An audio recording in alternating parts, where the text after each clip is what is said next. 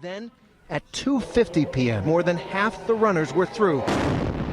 The first bomb explodes. Breaking news from Canada. Police say they've broken up an al-Qaeda-linked terrorist attack that was aimed to disrupt a major North American transportation route. A sharp new warning of all-out war. For the first time, the mysterious and secretive nation has threatened a preemptive nuclear strike against the U.S. Staying in Europe, Spain is also feeling the economic pinch. 1 in 4 are now currently unemployed in that country, and the EU expects that number to climb even higher. China and neighboring countries are mobilizing resources to fight off a new strain of bird flu. Hospitals in a race against time to contain nightmare superbacteria before it spreads from the hospital out into the world. Jesus, you scared me. But hey, I guess that's okay, right? I mean, if you watch the news these days, there seems to be a lot to be concerned about.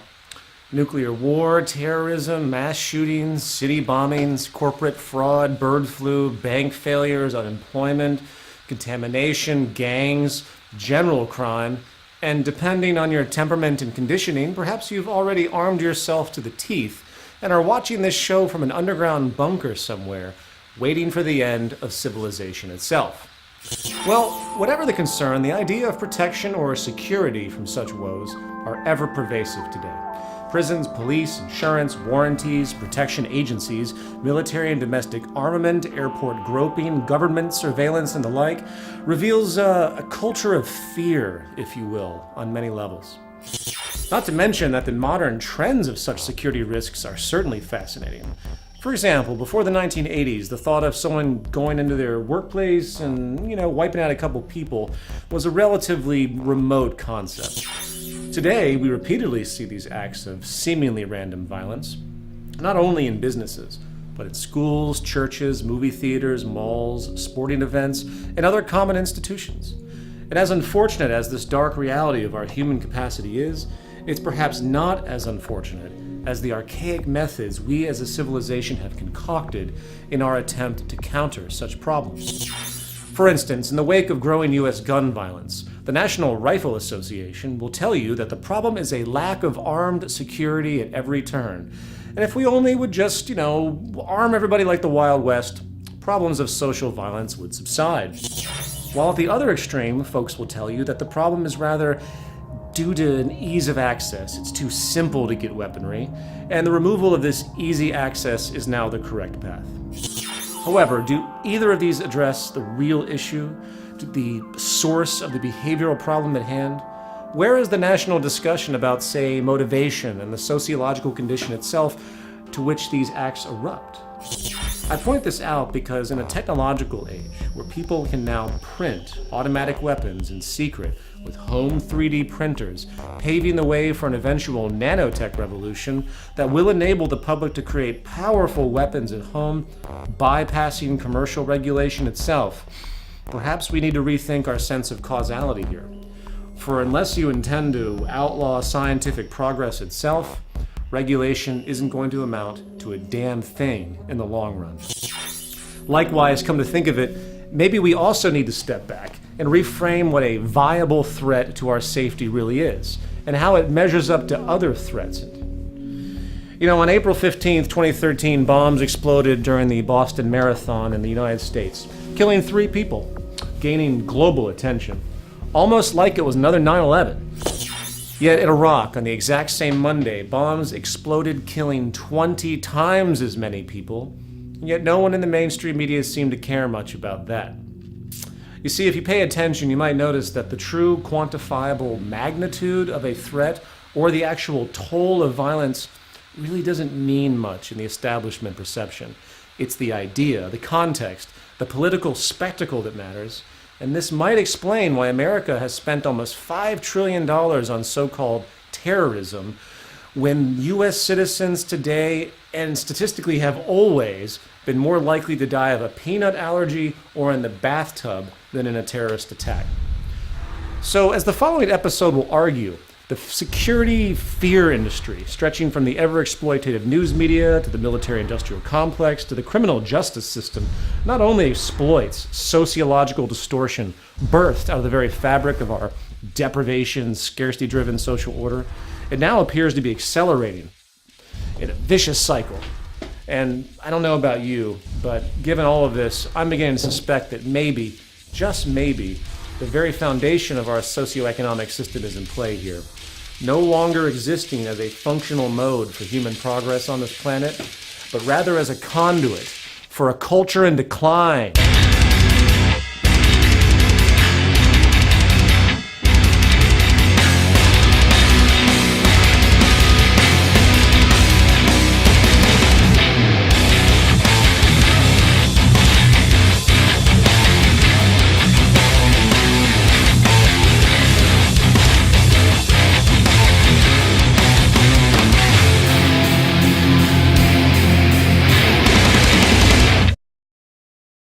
Prison. From the dark dungeons of the Middle Ages to our modern industrial mass incarceration correctional facilities, the prison system is a signature edifice of society today. The United States, the land of the free, now has the highest inmate population in the world, incarcerating over 2.3 million, in fact. The U.S. has locked up more people than any other country on the planet, boastfully housing 25% of the entire world's prison population, with an 800% increase in incarceration in the past 30 years alone. Based partly on the need to remove active threats from society, coupled with an ever-bleak undertone of retribution and revenge, the punitive, negative reinforcement tradition common to our justice system is now being challenged by some very basic realizations in the human sciences. We often forget that when it comes to human conduct, true behavioral causality has historically been ignored, with the focus rather on spooky, superstitious forces such as good and evil. Well, as convenient as such ambiguous metaphysical assumptions are, modern social science now places so-called criminal or antisocial acts in the context of public health, with real solutions resting in the arena of preventive medicine, not mere punishment. Of course, as with most rational perspectives in the world today, this view is rather agitating, for it shatters the glorified, free will, morally empirical traditional assumptions our entire criminal justice system is built upon. However, let's put that aside for now, and point out the fact that while most naturally do fear prison, its effect as a deterrent is actually quite weak. Considering U.S. trends, we see a massive increase in incarceration over time, so with this basic observation, the punitive threat of prison clearly isn't working statistically. Likewise, prison is supposed to be some form of rehabilitation center, right? So does this system work to reform human behavior, taking in so-called criminals and outputting mentally healthy, law-abiding citizens? No.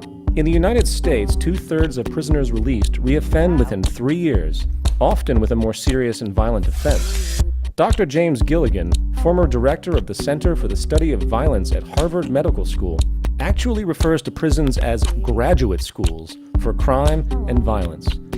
So given all of this, perhaps we need to step back a bit, shake off the shackles of common perception, and ask ourselves what other roles the judicial and prison system really have. For if incarceration isn't statistically working as a deterrent, and those who get out of prison are more often worse than they were when they went in, something is clearly wrong. What else is going on here?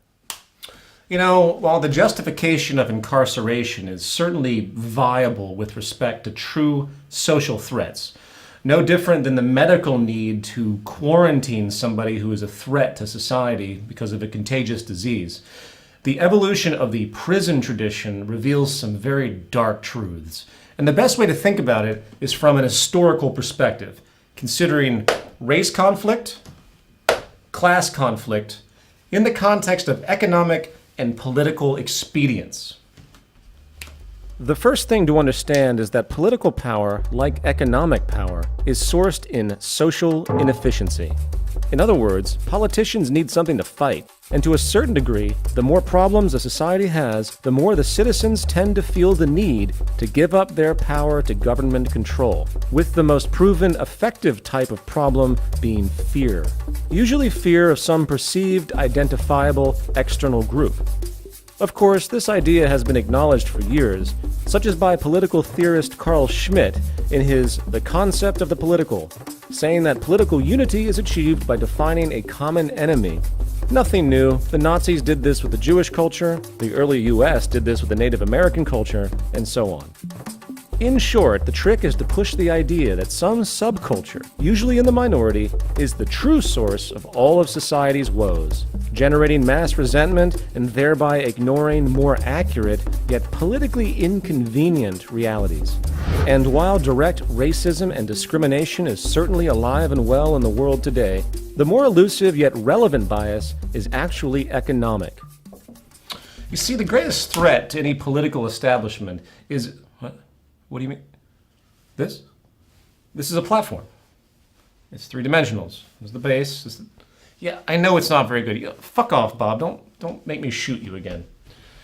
You see, the greatest threat to any political establishment is any challenge to its underlying economic foundation, as all political platforms are rooted in an economic bias one way or another.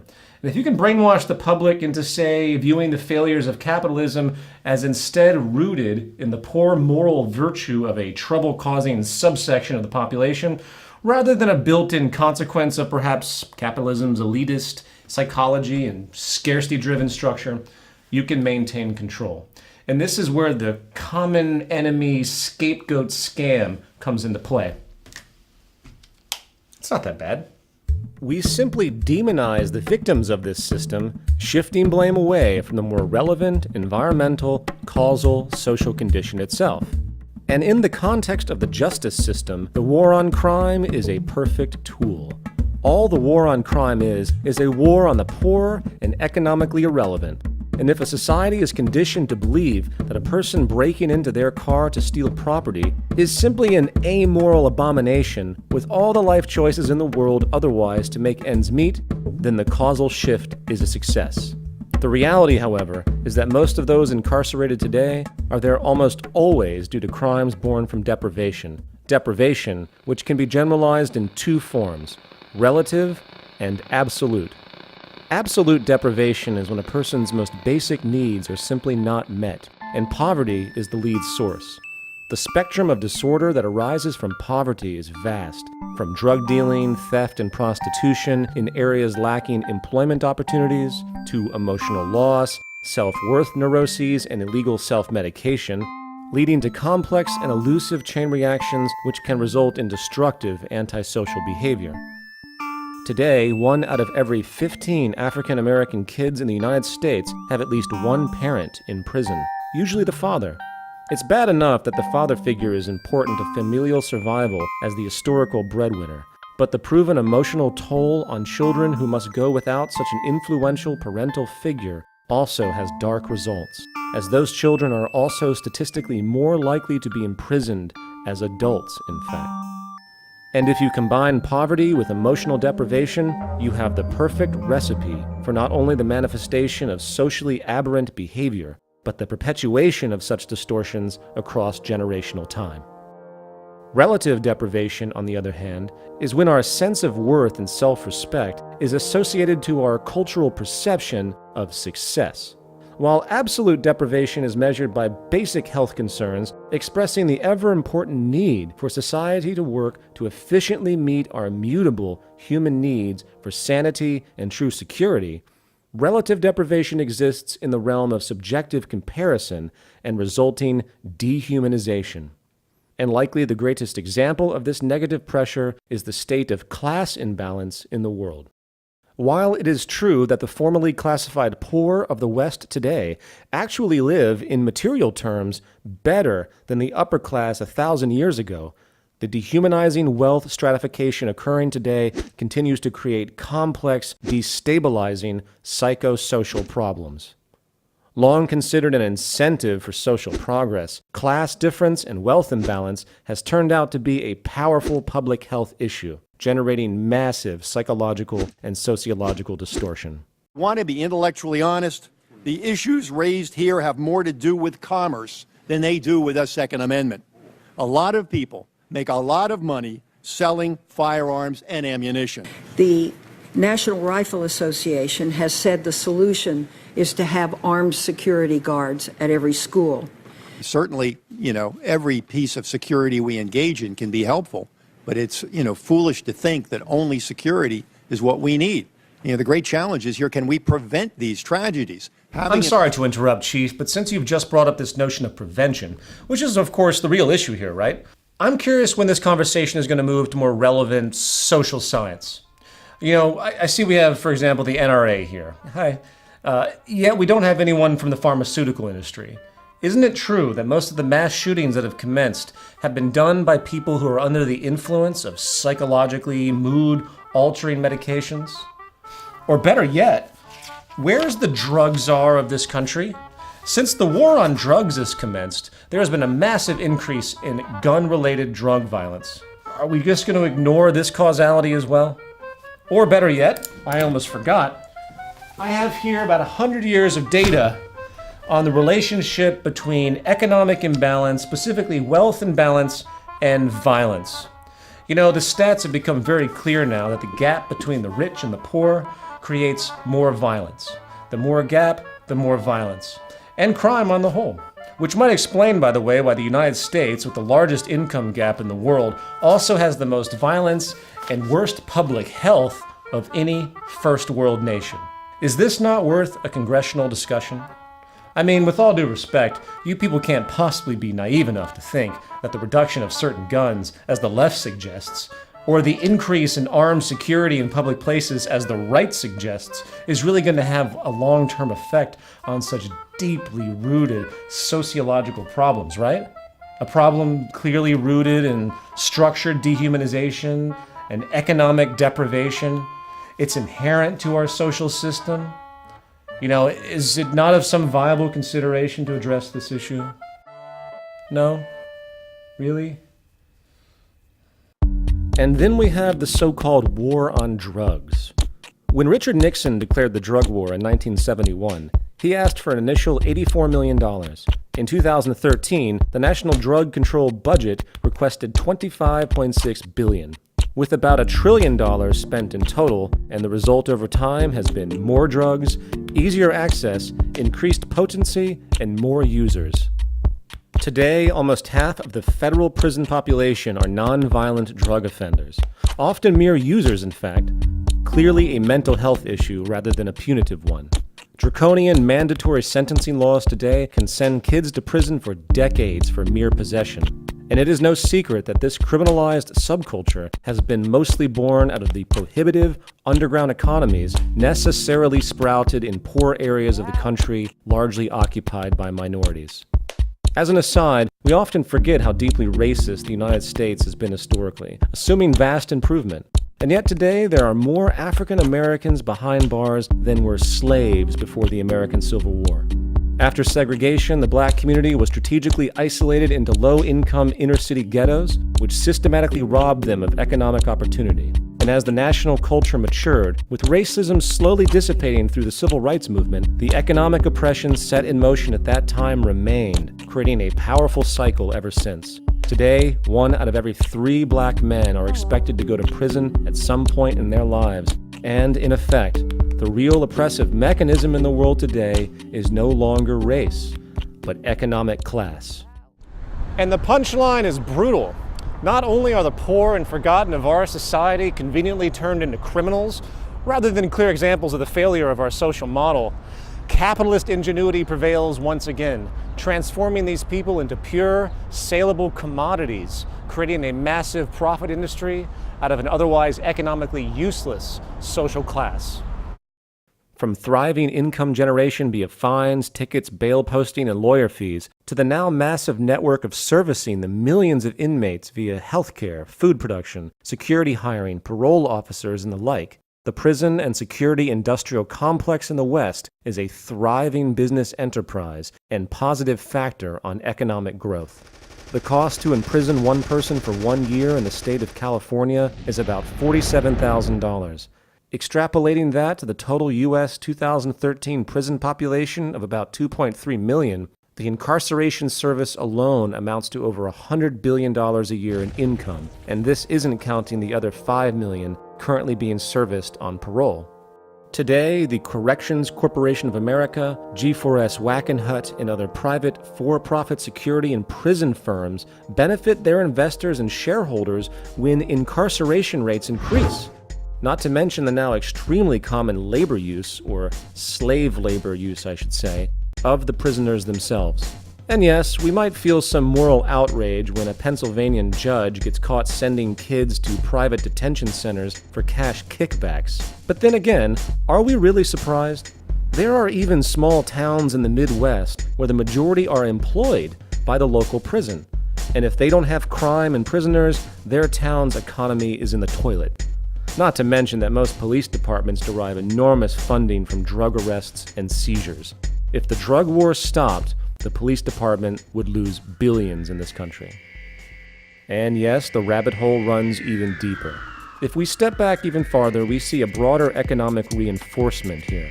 You see, the drug trade is far from limited to your local street thugs. Today, US and European banks launder about $1 trillion in criminal, mostly drug money each year. Drug money has actually become a very relevant part of the Wall Street machine. Even just recently, HSBC Bank got caught moving about $1 billion in drug money. Did the criminal executives get sent to jail? Of course not. Why? Because the legal system is mostly there to control the poor, not regulate the rich. HSBC paid a fine and moved on, likely working to reposition themselves again like the dozen or so other major banks that continue to launder drug money each year.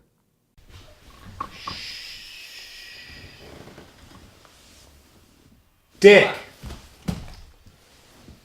Anyway, returning to our main point, this now highly capitalized blame game, common enemy approach, is not just there to dismiss the resulting poor, it is ubiquitous at every turn. Whether common crime, terrorism, mass murders, or anything destabilizing, we see the mainstream media and even many in the so-called activist community completely missing the point, buried under the propaganda of in-the-box establishment self-preservation to one degree or another. And you know what Bill Moyer's solution to that is? Let nonviolent criminals out, like heroin dealers. Yeah, that's non-violent. You're a genius, Bill. To have universal gun registration. What about... Wait, that's an important point. I am listening. Which, for some reason, Wayne LaPierre is not making, so you're going to have to hear it from me. Universal background check means universal registration. Universal registration means universal confiscation, universal extermination. You know, it's like God is saying to us, look, you got to work with me on this. You got to work with me on this. I've given you a brain. I've given you the Second Amendment to your Constitution. I have given you weapons. Now, why don't you use them? The tyrants did it. Hitler took the guns. Stalin took the guns. Mao took the guns. Fidel Castro took the guns. Hugo Chavez took the guns. And I'm here to tell you, 1776 will commence again if you try to take our firearms.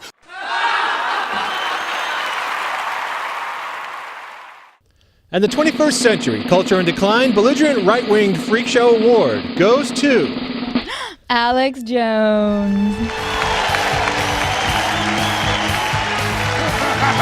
Woo! Give me that, you son of a bitch. It's about time I won an award. Ladies and gentlemen, my name is Alex Jones. And you know what? I'm here to rape your butt. You know why? Because it's going to feel better if I do it before the New World Order does. That's right. The globalists are positioning themselves behind you right now. They're going to take your guns, put you in FEMA camps, and make you their slaves. They think I'm a slave? I'm not a slave. And then late one night when you're drinking their homosexually fortified juice boxes, bam! The butt rape begins. And you'll be happy that old Alex was there first to loosen you up real nice and good. Now, people, I'm not going to take too much time because I'm a humble man. But I want everybody to go to my website right now and buy my newest DVD, The Conspiracy. How the global elite pays me to make the liberty movement look insane. That's right, people. I'm an astroturfer. I'm not here to help things. I'm here to make activists look like freaks. I take viable issues of real concern and make them sound as ridiculous as possible. Just like all the other bobbleheads out there. I'm here to distract you, you morons. And keep you fighting about nonsense. And I get paid to do it. Woo! We interrupt this broadcast for an emergency announcement. It's an emergency because we say it is. This just in, U.S. airports remain on high alert at this time due to a pronounced terror threat. According to the FBI, a new sophisticated form of terrorist technology has surfaced, which is now forcing rapid new revisions of TSA airport security procedures.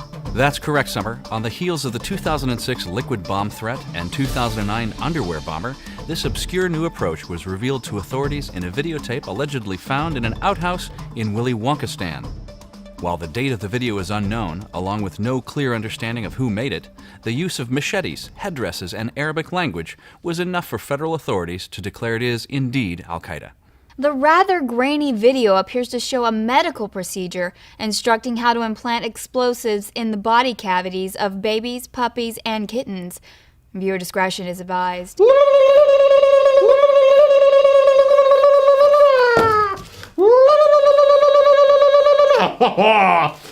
Baby go boom! In response to this development, the TSA, after an initial failed attempt to simply ban such creatures outright, has now instituted a new universal rule. All carry-on babies and small pets under 52 ounces must be sealed in a see-through plastic bag.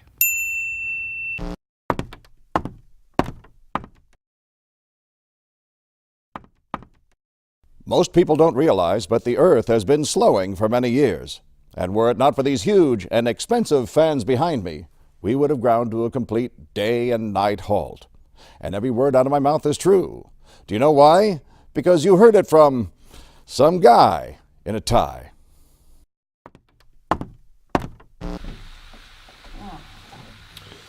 I'm sorry, ladies and gentlemen, but Bob is officially dead. Final thoughts. We live in a social model based upon scarcity and inefficiency. This means that the more society solves problems, meets human needs, and stabilizes itself by recognizing the potentials and limits of natural law, the less economically viable it is in the monetary economy. There's a reason why Dr. Martin Luther King Jr.'s final pursuit was a guaranteed income system in the United States. For he knew that racism was, in many ways, an extension of classism, and the existence of poverty and deprivation in a world that can create an abundance to meet everyone's needs was nothing more than structural oppression coming from a failed and elitist social system. An impression that, in fact, generates crime and destabilization in a vicious cycle. You want to see a decline in prohibitive economies for drug sales, prostitution, and black market theft rings. You want to see society stop its enormous use of self-medicating drugs, both legal and illegal. You want to see an end of national war, an improvement of our social infrastructure so disease and accidents can be dropped to a relative fraction of what we have now. Or perhaps you want to see the end of school shootings, gun violence, and acts of terrorism, both in the context of state-funded black ops and real blowback. Then it's time the human family recognize its global potential to achieve a post-scarcity reality, work to strategically share our resources, work to meet human needs directly, and focus collaborative energy on interests for true collective human betterment, hence removing the inherent warfare unnecessarily built into our archaic socioeconomic system, along with all the resulting racism, hatred, dehumanization, oppression, and elitism it manifests. And no, I'm not telling you to go write your congressman.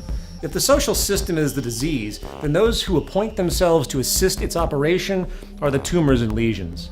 Voting with ballots or assuming what you choose to spend money on is going to change the way this world works is delusion.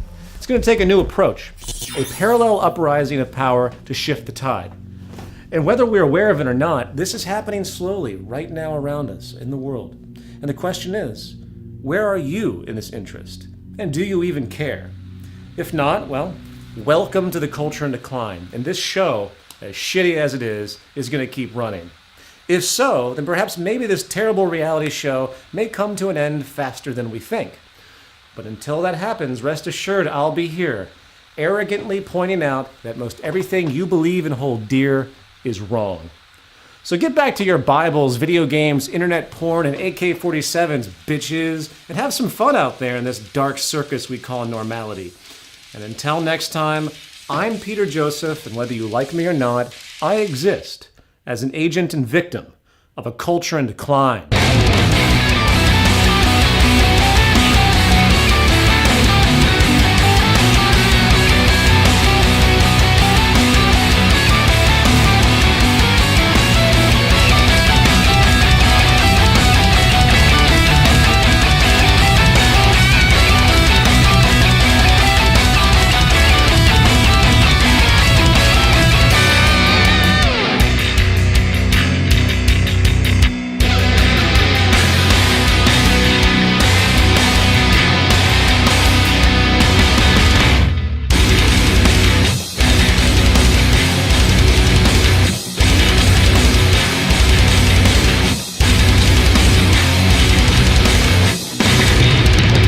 Ladies and gentlemen, don't let this fatly looking body fool you, okay?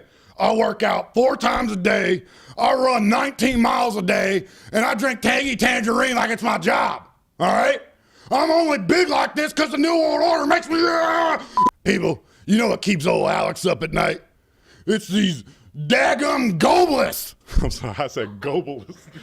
Listen up, people. These neocons are suckling the buzzard. That ain't your mama. It's these NWO scum.